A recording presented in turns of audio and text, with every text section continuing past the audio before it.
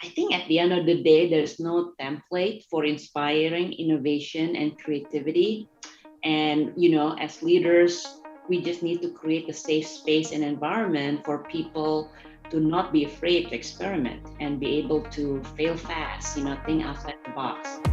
The Industrial Sage Executive Series, sharing the stories behind game-changing executives, their organizations, and insights into today's industry challenges. Well, hello, and thank you for joining me today on the Industrial Sage Executive Series. I am joined by Sonita Lontoh, who is the Global Marketing Head at HP and a board member at Sunrun. Sonita, thank you so much for joining me today on the Executive Series on Industrial Sage, which this is I believe, your second time here on Industrial Sage. Yeah, and thank you so much for having me, Danny, and so good to be able to share some perspective today. Well, I'm excited to kind of jump into today's conversation, a little bit more. I think the last time when you came on, we were kind of talking a little bit more about marketing and some other things. Now that under the executive series, kind of excited to jump into a little bit more about you and learning a little bit more about some of your insights, what you're seeing in the industry and the different trends. So before we really kind of jump into it, for those who are not familiar with who you are and what your role is and what you're doing at HP, if you could share that would be fantastic. Yeah, great. And again, thank you for having me today. Just a little bit about myself, looking back at my career, about 25 years, I've had the privilege, to kind of lead and advise at the intersection of, I would say, innovation, digital transformation, and disruptive technologies. And I've done that, Danny, both with new businesses within large Fortune 100 companies such as HP today, and prior to that, I was with Siemens with their new digital business, but also with smaller, more entrepreneurial Silicon Valley venture-backed technology companies. So pretty diverse, have seen the gamut, but the connecting thread is always new business. Usually there's a disruptive technology involved, and then usually that disruptive technology is enabling some kind of digital transformation. So started that by focusing more on industrial IoT, which at the end of the day, as some of your viewers probably know, is about data and connectivity, and doing that prior to HP, focusing on energy and infrastructure. And then I was at Siemens about 3 years ago that I got a call from HP. And to be honest with you, I never thought of kind of like HP as a place to go, not because it's not a great company, it's a great company, but it's an area that's slightly different than kind of like where I was focusing. But then HP said, hey, we are starting this new business, it's going to disrupt manufacturing. And as I listened more to them, basically it's, this new 3D printing and digital manufacturing business. And it's enabling digital transformation, but for the manufacturing industry. And I view the opportunity as attractive because even though, at the time I was focusing on infrastructure and energy, but, I saw this as an opportunity to enable digital transformation in another kind of like sector, right? And plus, the opportunity to start a new growth business for HP, which is, the birthplace of Silicon Valley. And as the company is trying to kind of evolve, for the next phase of growth, I thought that was a great opportunity. And so here I am. I've been here for about 3 years now. And so far, the journey has been pretty fascinating. Well, that sounds super exciting. Well, congratulations. And, but it is interesting how you said that, when you were coming from Siemens, going over to HP, the idea of them kind of being involved in a little bit more of a manufacturing and industrial application is very interesting. And how they said, we're coming in and we're going to disrupt the industry. It's very exciting about 3D printing. It's been very much of a buzz topic. But what are some of the themes and some of the areas and the trends that you're seeing in the space right now that are kind of requiring companies to maybe rethink and innovate?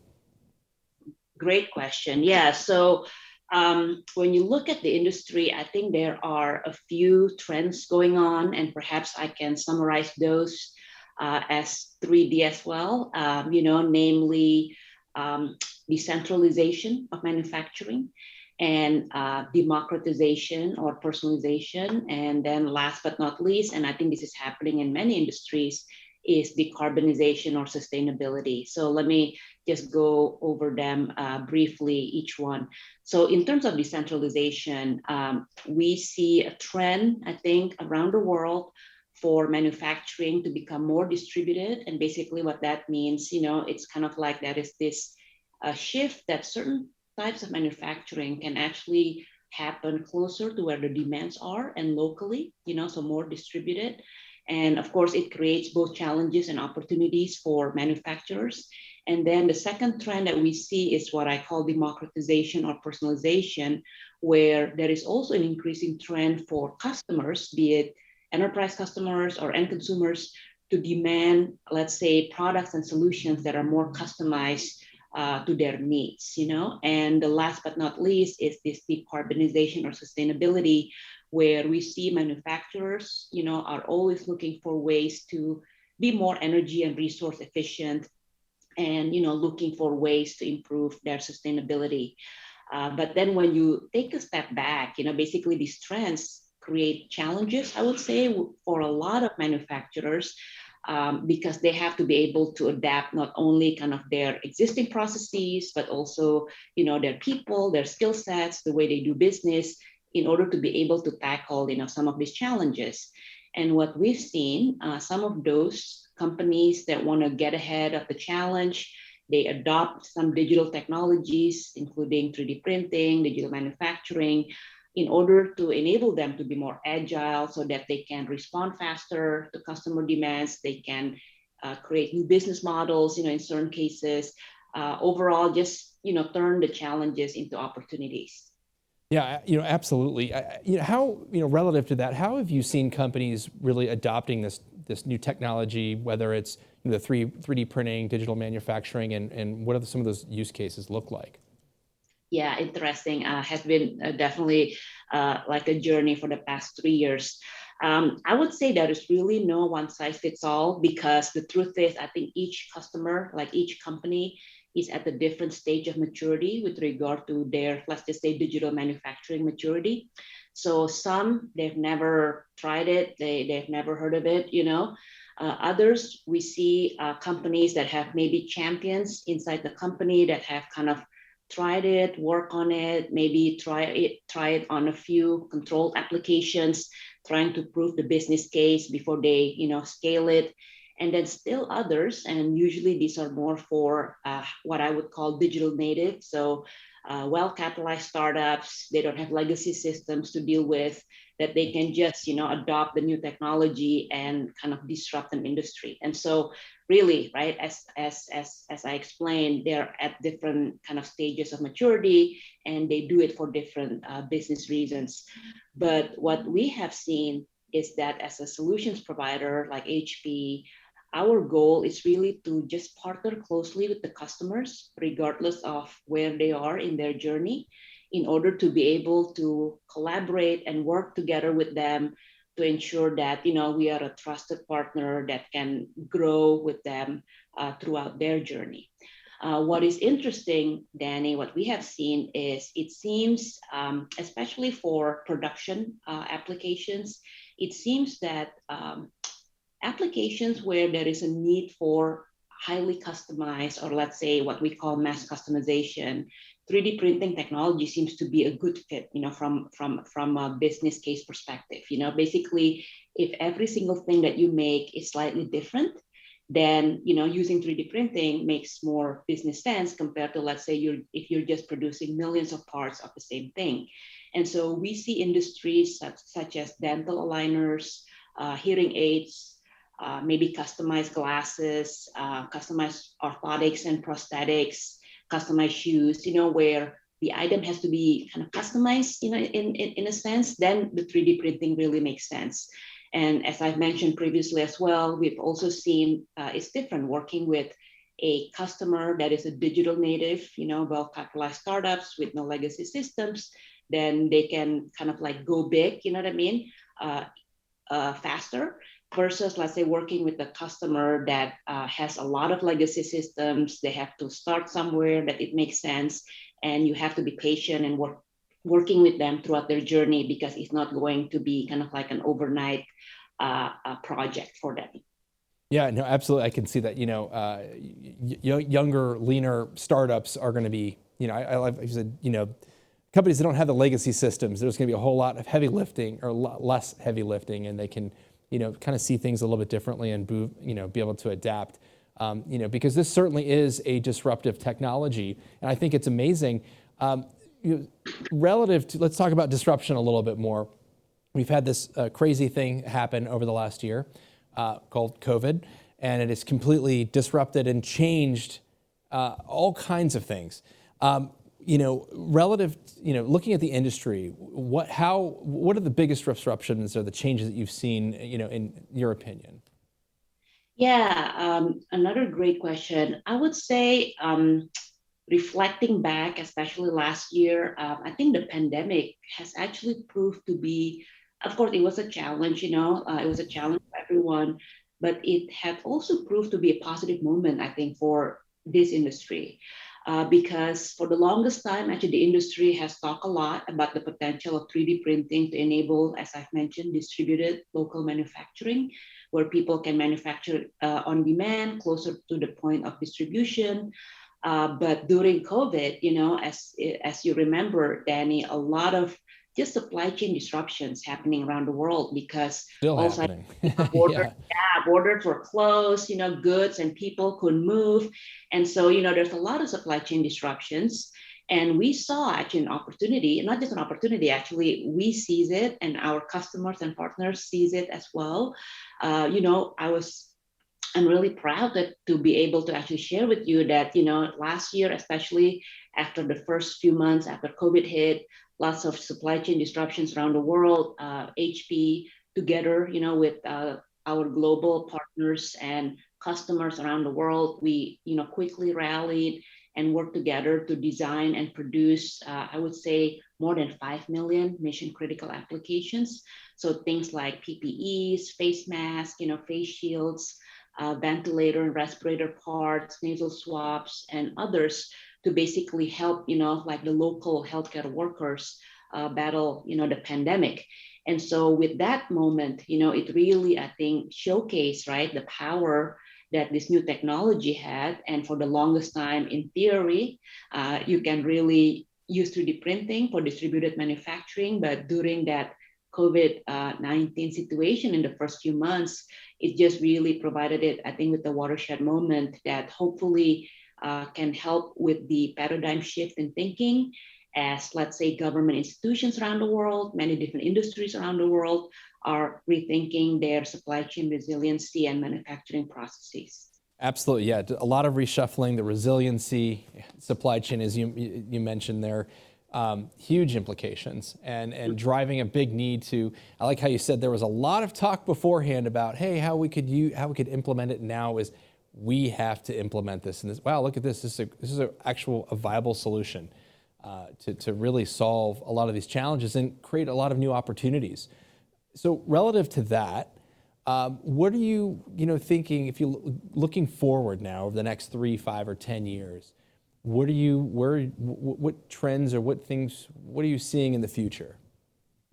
Yeah, I see the next 3, 5, 10 years. There are two things. I think from kind of just the customer perspective, I think as more and more people realize the benefits of 3D printing, as they move, up their kind of journey, and they can see how this new technology can help them to either reduce costs from an operational efficiencies perspective, or in some cases be able to enable them to provide better customer experience through personalized products for their customers or end consumers. And in some cases, as I've said, companies that are the most advanced have been able to leverage new technology to create new business models and new revenue streams that wouldn't otherwise be possible. I think as more and more people and companies and customers see this, I think they will start adopting it more and more and making it part of kind of like their processes. And then from the industry perspective, I think as the industry itself continues to mature, a lot of us, the players, we will have to continue to collaborate with each other in order to be able to provide an end-to-end solutions for our customers so that it is easier for the customers to adopt it.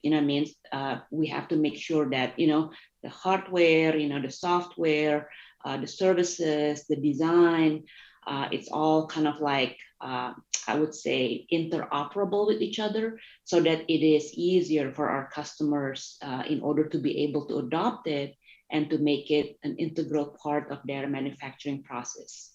Well, certainly a lot of opportunities and a lot of different things, that we're going to be seeing over the next few years for certain, and kind of going back to where you mentioned with COVID, certainly there were a lot of challenges, but also you could, flip it a little bit and say there's a lot of opportunities. And I think because of those opportunities now that have been capitalized on, it's opening up this whole new world for both, you mentioned your customers, but then also looking at your partners to be able to open up new business streams and align, between, you mentioned software and hardware and all the infrastructure. I think it's going to be very exciting to see all the new applications over the next several years, because I really do think that this is going to be a huge piece of it. Certainly be able to respond from a flexibility standpoint. We've learned that is critical, especially when it comes to your supply chain. So fascinating stuff. So I kind of want to switch gears a little bit. This is where I want to get to know about you a little bit more and some things.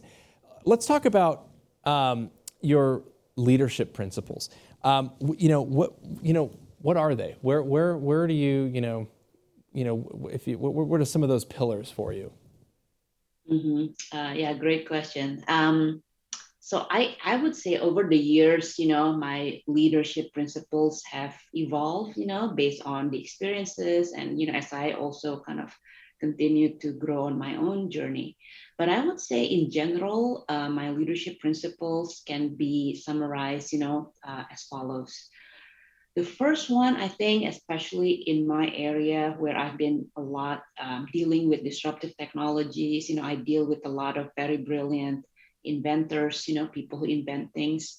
I think leaders have to be customer focused. And by that, I mean, especially in the world of technology and especially in the world of disruptive technology, I think leaders have to take the time to truly understand what the customer needs are and be able to articulate how this great technology that are being invented are actually helping to solve real customer problems.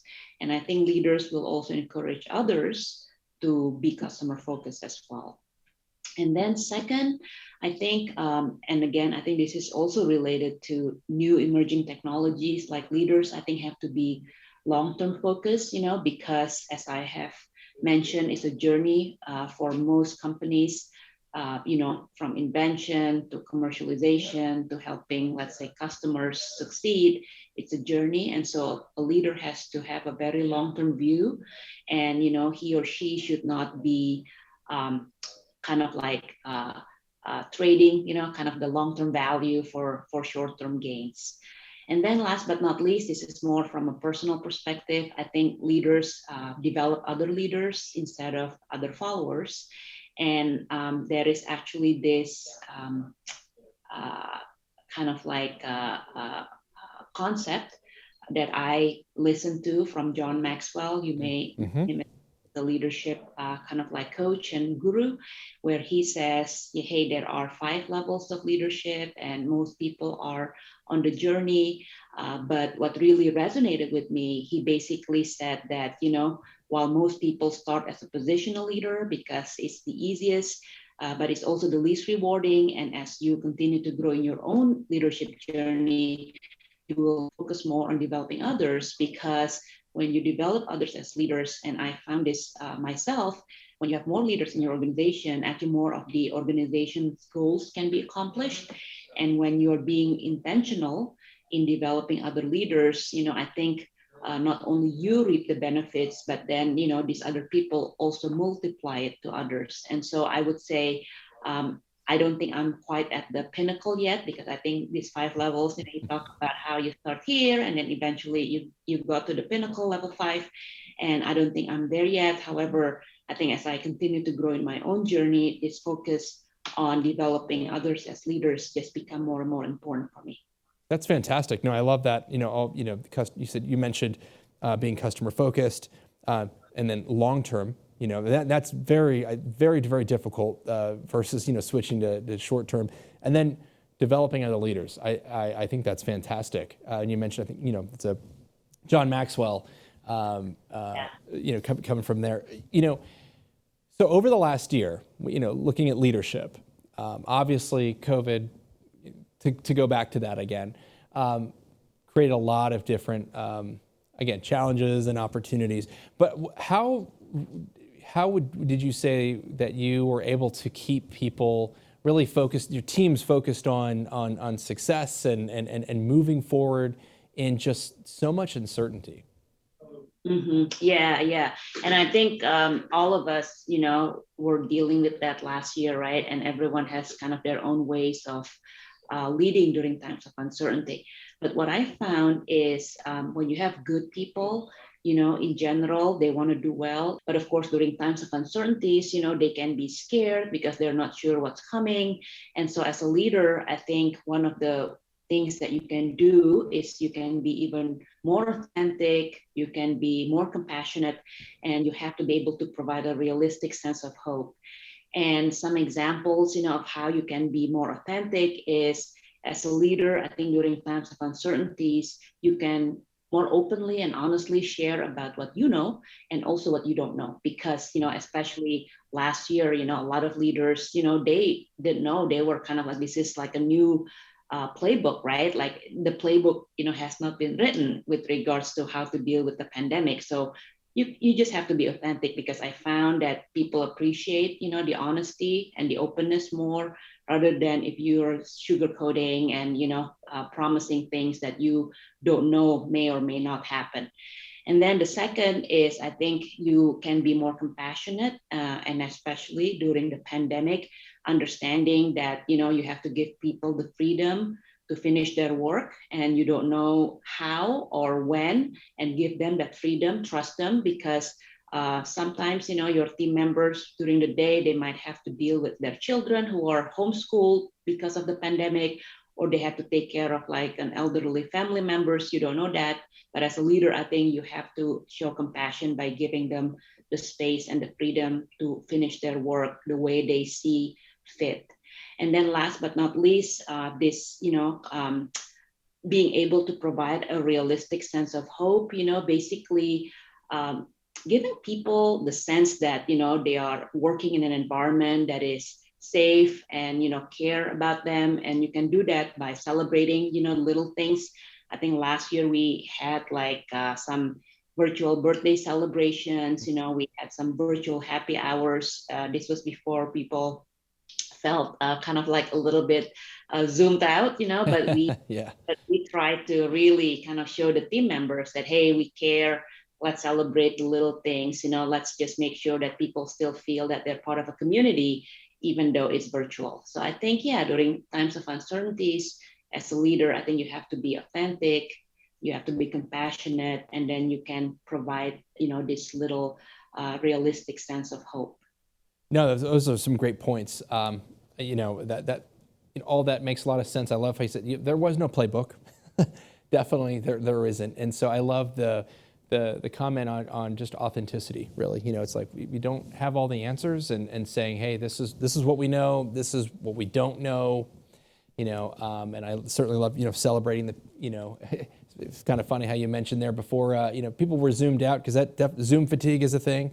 People are a little, It was, and it's funny because I think in the beginning, everyone like, like let's do virtual happy hour, you know what I mean? Yep. And then I think after a few months, they're like, oh, we don't want virtual happy hour anymore because, we're zoomed out, Yep. Yeah, exactly. It's real. So, given your experience working with companies that are involved in disruptive technologies, how can leaders really inspire and foster a sense of innovation and creativity inside the workplace? What have you seen working, and how do you do that? Yeah, good question. I think at the end of the day, there's no template for inspiring innovation and creativity. And, as leaders, we just need to create a safe space and environment for people to not be afraid to experiment and be able to fail fast, think outside the box. But there are a few guiding principles, I would say, that I've noticed, let's say in the past, 5, 6 years that seem to be working well. And these are just guiding principles. Again, as I said, it's not a template, and it really depends on the culture of your company and the culture of your people and kind of like what area of technology you're working on. But the first guiding principle I would say is to make it fun, because I found that when people are in kind of a fun environment, somehow they become more creative. And so an example that I have on my own team, every quarter we have kind of like this big planning meeting, and there will be a session where we divided the people into different teams, and then they went, their separate ways, and think of like one big idea that we might be able to implement, for the next year. And then people came back and presented their ideas. So we did it in a kind of like fun way, the Shark Tank way, and people become very competitive, and it's fun and it's competitive. And then you just got a lot of this very creative, kind of great ideas. So that's one. And then the second, and we experienced this, I would say probably during the pandemic, is to make it part of your everyday life. I think some companies maybe mistakenly believe kind of like, oh, in order to have creativity and innovation, you have to have this separate thing, the innovation group, because the day-to-day people, they're just focused on operations, so it's this kind of like big, separate, magical thing that will be, more innovative and creative.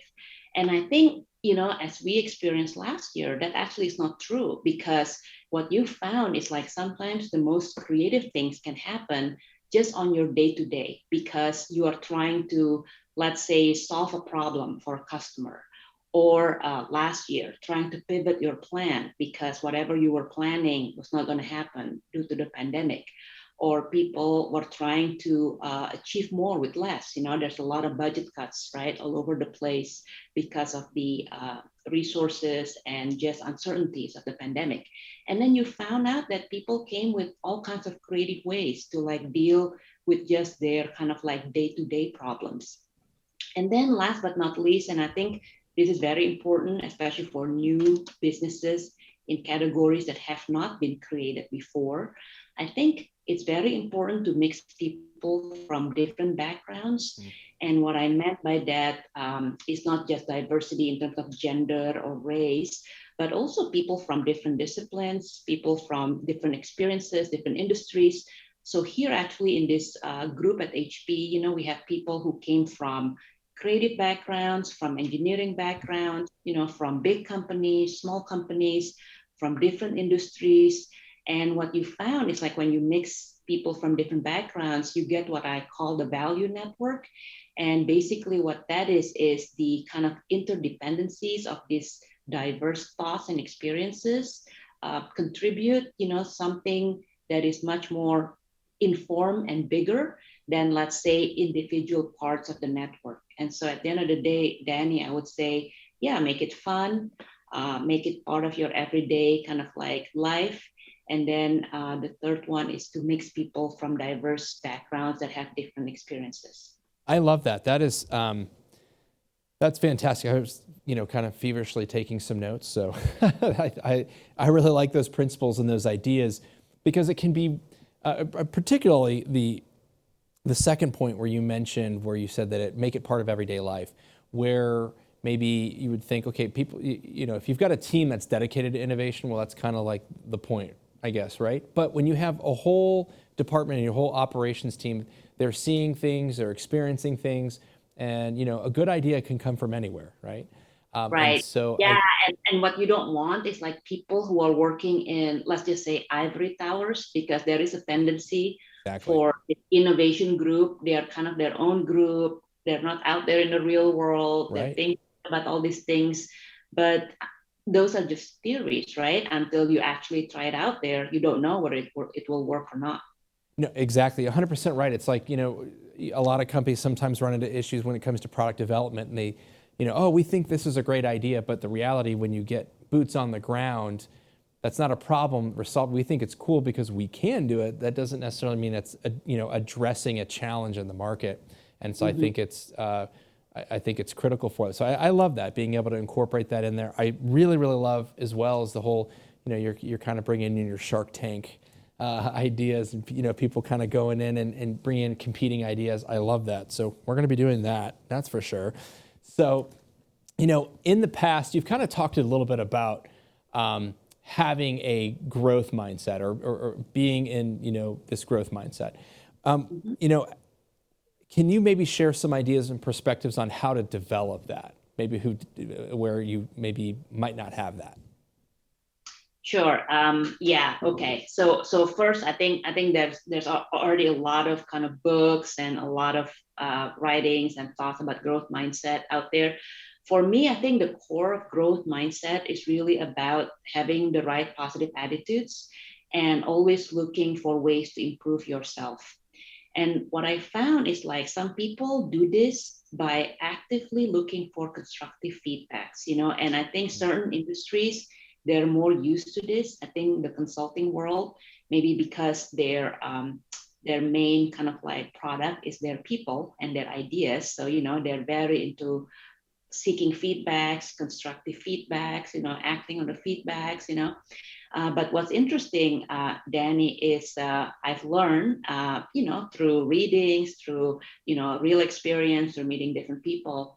Actually, a lot of people, the truth is, a lot of people are not good with dealing with feedbacks. I don't know about you, but, research shows that most people are actually terrible at it. And the reason for that, because interestingly, physiologically, feedbacks trigger like certain reactions in human beings, And the first is like they say, hey, feedbacks usually trigger the first reaction. It's like the person will try to look for what's wrong with the feedback. It's just, this trigger, that the feedback has on people. And then second is the relationship trigger, kind of like how you feel about the feedback will partly be determined by who's giving you the feedback. Like, is it someone you respect? Is it someone you don't respect? So it's like kind of like how you look at the feedback depends on who's giving it. But then the most important is what they call the identity trigger. And I read this actually, I think in a Harvard article like a while ago.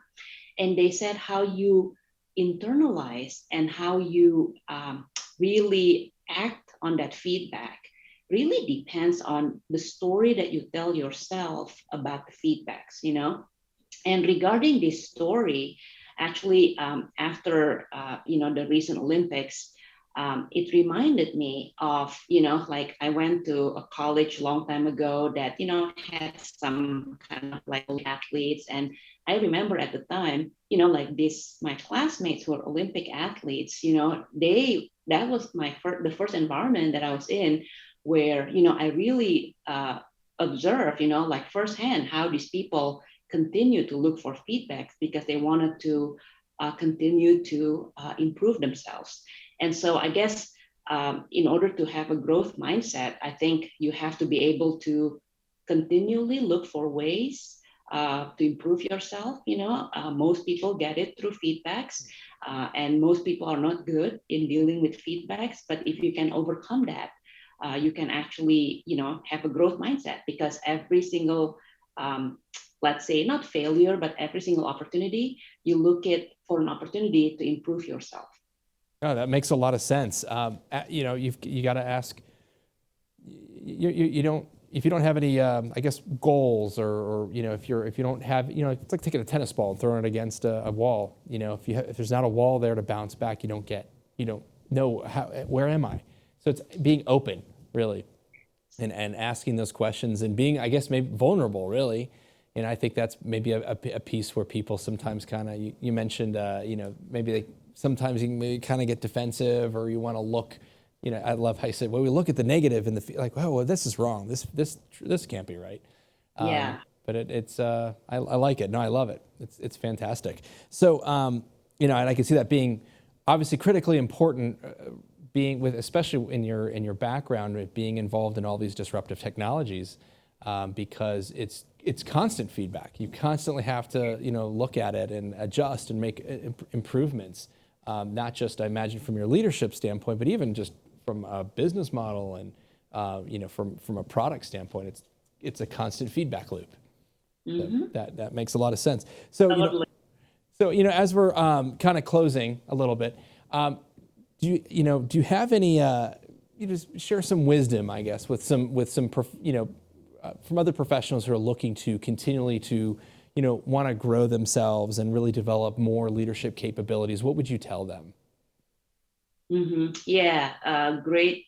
I would say as a closing, I think the first, I think all of us know, right? I think is to just accept that it's a journey. It's not it's a marathon, right? Like you'll continue on your journey. It's not a destination. But there are, again, Danny, just a few guiding principles that I felt, at least for me personally, it has kind of like helped me throughout my journey. And the first one, especially given just my area and the things that I've been dealing with, is to have a growth mindset. Have a growth mindset, embrace change, and sometimes, you have to even disrupt yourselves before others disrupt you. And then the second one is to learn from mistakes. This is about, getting feedbacks. This is about not being afraid to try new things, because I think at the end of the day, if you keep waiting until it's perfect, then you may never kind of like grow or learn, right? And I think if you're not making any mistakes, you're actually not growing because you're not stepping outside of your comfort zones. And then the third one, again, because it's a journey, I think you should celebrate little victories. Like some people, they wait for like a big thing before they celebrate. But I would say, it's much better if you celebrate little milestones, little accomplishments, achievements, just to remind you that you're on the right track. And then I guess this is for some people, especially in the corporate world, always find mentors, and sponsors, both men and women, because again, it gives you kind of that diverse, perspective. Seek out people who are not from your industries, so that they can kind of like give you perspectives. What are the challenges and opportunities that they're facing in their own industry. And then last but not least, and this is just for me personally, because I also kind of like talk to a lot of upcoming, like let's say rising stars, and a lot of, I think, people these days, especially young people, like millennials and Gen Z, they really focus on their passion, and sometimes I think they get very impatient. They go into an industry, they're there a couple months, and then they will say, oh my God, this is not what I want to do. I want to do something else. It's not my passion. But what I would encourage people, especially, maybe people who are younger, in their leadership journey, is to think about how you can combine that passion. Sure, it's great to have a passion, but what's most important is to be able to combine the passion with your skills, because, hey, you might be passionate about something, but, you're good at it, right? So it's like combine the passion with the skills, and most importantly, with the purpose. And I think actually these days, I notice a lot of young people, they are seeking this purpose, so that is good. They want to work for companies whose mission and values are aligned with their own values, which is very important. But yeah, so combine the passion with skills and purpose, and I think you will kind of feel confident and good throughout your journey.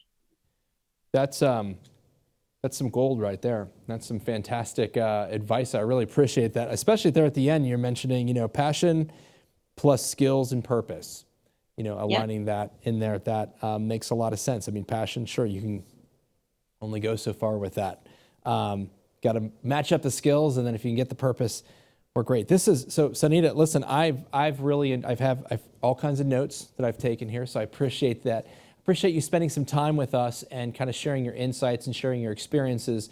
You have quite the list of experience, especially with these disruptive technologies. And thank you for sharing kind of what you're seeing in the industry. Things are moving forward relative to 3D printing and digital manufacturing. Obviously, there's a lot of amazing things going there. And also just sharing with us a little bit about your own, pulling the, looking at, a little peek behind the curtain there about leadership and how you view things. And I think this is some very, very valuable information. I think a lot of people are going to enjoy watching this.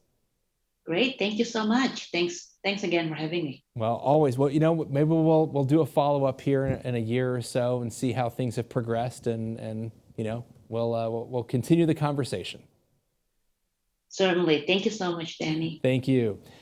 All right. Well, that wraps today's Industrial Sage Executive Series. I've really enjoyed it. I have, like I said, I'm not lying. I have a bunch of notes that I took here, and this was fantastic. So thank you for listening or watching. If you are not subscribed, I highly recommend go to IndustrialSage.com if you're not there right now, and go ahead and subscribe, because you're missing out on great content like this. So you can take a whole bunch of notes and say, hey, this is how I'm going to learn. I'm going to get that growth mindset, and I'm going to continue to get feedback and kind of go from there. So that's all I got for you today. Thank you. I'll be back next week with another episode on Industrial Sage, and I'll see you then. Thank you for joining us for this week's episode. Get notified every time there's a new episode by signing up for our email newsletters. You can also subscribe wherever you get your podcasts. And while you're there, please leave us a review so more industrial professionals can find us. Want us to tell your story? Go to IndustrialSage.com.